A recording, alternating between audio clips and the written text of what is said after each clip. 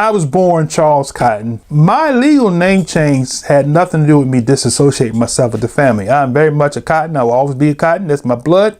In my research for history, I always had this passion about where do we come from, right? And from a kid, I mean, the more I would learn in school, I became obsessed with history, with U.S. history. I became obsessed with world history. I became obsessed with where do we come from, right? So in my study of the Bible, right, I began to research and find out that, okay, if this is the book we believe in, and this book has got to have some answers to who we are and where we came from, right? It wasn't until I started reading the Old Testament that I understood who I was. I grew up as a pastor's son, as to say PK, a musician playing the music, right? I'm gonna give him a little bit about my musical background as well. But before I go there, what I learned was coming up as a pastor's son, I was not interested in Sunday school. So therefore I didn't understand the Bible because I never read it, because Sunday school was boring to me because it was religion and I was not interested in religion, right? It was never, because the New Testament doesn't deal with history. It deals with prophecy fulfilled in the large capacity of it, but it doesn't deal with history. So I never made the connection. But like I said, because I have the passion, I have always had a passion for history, right? When I moved to Philadelphia, Pennsylvania, where I was born, incidentally, I moved to Philadelphia, and when I moved to Philadelphia, I became interested in studying the Bible, right? Now, let me just kind of throw this at you there. From a kid, I would read the only portion of the Old Testament that I heard was when they said they read the 20th chapter of Exodus as a quotation as they were processing up to the pulpit. This was at a Methodist church, mind you, because I was playing the organ at the time, right? And they would begin by reading, and you can read it yourself in your own time. I don't want to make this too lengthy. I want to get straight to the point. So basically, as a kid, when they remember the Sabbath day to keep it holy, right? So that bothered me because as a kid coming up, I knew that the Sabbath day was Saturday and not Sunday. So that bothered me as to why we were worshiping on Sunday. And I never got the right answer other than the fact that the church changed the Sabbath to the first day because that was the day that the Lord rose from the dead. Okay? Yeah, that's what was told. But it didn't make sense to me because I didn't read it anywhere where it was changed other than what I was told. So when I moved to Philadelphia and I was traveling and following my music career and all of that, and then I grew to like studying the Bible because when I started reading, I got what's called a key study Bible, a Hebrew and Greek key study Bible with the Hebrew and Greek lexicon, right, in the back of the Bible that I didn't know how to use. And so during those days, I was traveling, I was a musician, I was learning praise and worship, and I went to a symposium in Los Angeles, California at West Angeles Church of God in Christ, where Patrick Henderson was minister of music at the time. I don't know where he is now. And Judy McAllister Patrick was like executive minister of music.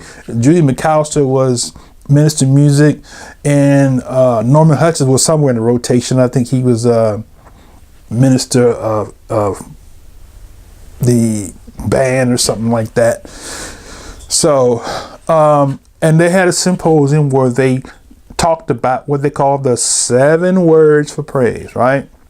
You know them, right? You can quote them all out, I'm sure, right? And so when I got back to Philadelphia, it was a guy I had met. He was from California, and we exchanged numbers. And when I got back to Philly, I picked up my Bible, my Hebrew and Greek Strong's Concordance Hebrew and Greek Bible lexicon, and looked at the back and saw they had numbers, right? So it really didn't kind of, as the saying goes in England, the penny didn't drop. So what happened was I bought a Strong's Exhaustive Concordance. And because when I went to this bookstore called Fogsburg bookstore. Fogsburg, I think it was called. Fogsburg Fortress bookstore. It was like a Catholic bookstore in Philly, on the East Falls area side. I don't know if it's still there today or not, but so when I went in there and I told him, I said, I want to learn more about the Bible. And the salesperson there told me, it was a lady, white lady. She said, you should get a Strong's Concordance, Exhaustive Concordance, right? So I went and bought it, got home, opened it up, and doing my research, looking up words, because what the Strong's Concordance did was it helped you to find words in the Bible. Say if you're looking for praise, right? You want to know how many times praise was in the Bible? So you go and you look in the Strong's Concordance, and it has the name praise and it has a number by it, right? Now, the word praise, and beside it had a number, a number, and then it had in the back of the Strong's Concordance, guess what it had? A Hebrew and Greek lexicon. The same thing I had in my Bible that I didn't know how to use. So when I opened it up and I started studying, then I would look at the word praise, and I would look in the lexicon, because they gave me a number which referred me back to the lexicon, and it said Tehillah. I said, oh, okay. It goes one of them. Praise Tehillah. Praise Shamar. Praise Zabar. Zamar. Praise Shabbat. Praise Hallelujah, right? And then so I was like, oh, the penny dropped that this Bible that I have is in English, but guess what? It's written in Hebrew. The translators took it from the language, and what the Strong's numbers did was it showed me the original Hebrew word that was translated, that the English word praise was translated from. And I was like, oh man, this is great. Now I can understand the Bible, because now I understand that the Bible was not written in English, it was written in Hebrew. And I had a Strong's Concordance, and brothers and sisters, man, I got inspired. And the more I study, the more I teach and look at it, it started opening up to me. Then that's when I began my journey, because the more I began to, now I developed a love to study, because I was learning. I wasn't learning religion. I wasn't learning what the pastor taught from the pulpit. I wasn't learning what they teach in theological seminary, but I was actually learning the Bible. So the brother that I had exchanged numbers with called me on the phone. It was late at night on a Friday night after I got out of church. And I had gotten into it. I mean, went from praise to now shout, and to words like dance, right? And I had gotten to different words, dance, kula, makula, rakad, and words for shout like teruah, ruah, you know what I'm saying? Words like that. And so when the brother called me, I was sharing what I had learned. And when I was talking to the brother got quiet. I'm like, brother, why are you quiet? He said, I'm taking notes. Right? So that was the beginning of the journey for me. So the more I began to eat that, the more I began to study that, the more I began to read the Old Testament. And then my journey really began when I started studying the tabernacle, right? The Ark of the Tabernacle and the Ark of the Covenant and the manna and the table of commandments, right? And I did a research on that. And then now the Old Testament became so interesting to me. And then now I got off into reading about why is all that important, right? And when I went back to the people that were the people of Israel and saw how the people of Israel conducted themselves, how they carried on themselves, the character of the people, I said, well, doggone, those people sound like us. Now, prior to that, I had was working for Philadelphia School District, and a brother that I used to see in the parking lot because he knew I was a preacher. He knew I was motivated and inspired, but he knew that it was something that he had to drop in my spirit. So he asked me who was the children of Israel, and I said the Jews. He gave me Deuteronomy 28. I went to read Deuteronomy 28 and read. I read a couple verses. He said, "Who are the children of Israel?" I said, "It sounds like us." So next time he came to me, pulled out, showed me a little more Deuteronomy 28. He said, "Who are the children of Israel?" And I said, "We are." And that was the last conversation I had with this brother. That was the seed planted, right? In addition to the Sabbath, right, which is the first thing the Father gave me, was the Sabbath, the Shabbat, the Sabbath. And then I began to research and study and read. As I began to read, then it opened up, and then the penny dropped, as I said, and then I started teaching people that we are the children of Israel, the descendants. And then shortly after that, I started pastoring.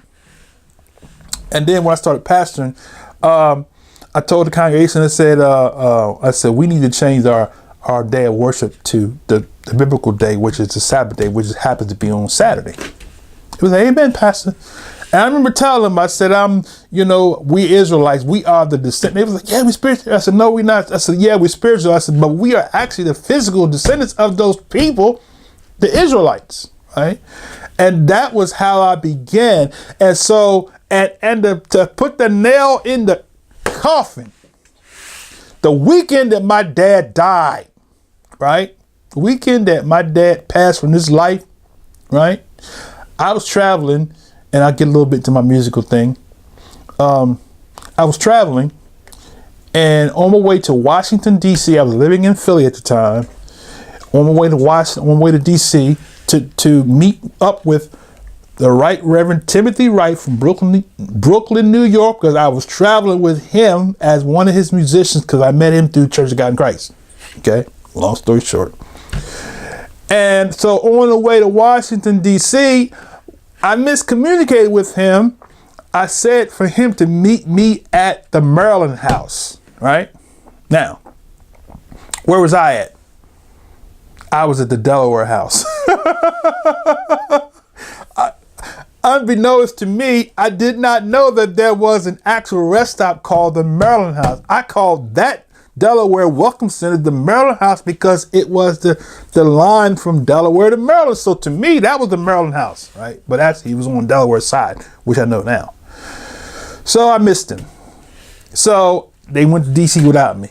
I never caught up with them, right? Now, I'm sure he told the bus driver, meet him. We have a musician from Philadelphia who's going to meet us at the Maryland house. So they probably stopped there. I never really went further to find that out or not. Okay, long story short. Okay, so now, when I missed Timothy Wright, and I was in my car, sitting there reading my Bible as I always did, I heard a voice say to me, "You are an Israelite. Study the Bible, study the people of Israel, study the land of Israel, and the Bible will open up to you more. And you'll be able to teach things that you didn't have clarity on, because when you study the people and when you study the land, it makes sense, right?" And it took me to Daniel 9, where he said, 70 weeks are determined upon the people, Jerusalem, and the city, right? There it is. And that was my turning point. And from there, I began to grow. I began to develop into that. And then shortly after that, my ministry went through a change, doctrine-wise. I went through some things in my personal life. And I ended up moving to Chicago. And when I moved to Chicago, that's when I was off to myself. That's when every Shabbat I was sitting there eating from the table, and the Most High began to bring all of the understanding to me to a full head, right?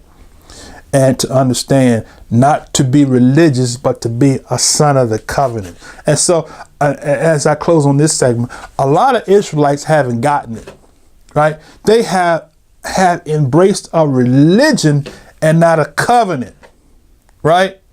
The religion says you can't do this, but the covenant says you must do this. See the difference between the two? A covenant says you must do this to be in covenant. Religion says you can't do this, you can't do that, you can't. But covenant says I must. To be a part of this covenant, I must do this. I must do this. I must live a consecrated, set apart life where I'm not intaking things in my body that's bringing death to me, right? I must choose life, right? And that's the beginning of the end, right? Now, in more ways than one, right? Okay, now, so that's how I end up getting to where I am. And so the more I begin to follow the covenant, the more I begin to find out that people began to look at me as being strange. And so therefore, certain places I would go, when I see people not practicing the covenant, it became very uncomfortable for me to be around people like that because I'm a covenant man. Everything that the covenant says to do, when I see people violating that, it's uncomfortable for me. And I have to say something. And so therefore, when you say something, you're not welcome. And so therefore, a lot of places I go, I'm not welcome because when I see something, I have to say something. Now, I'm very much like my father in that particular arena. However, I do believe people are on their own level. And so therefore, at this particular time in my life, I don't beat people over the head to be like me, right? I understand it's a process. So as you're going through your process, don't hate me because I'm to a level now where I'm walking in agreement with the covenant and not in religion. Okay.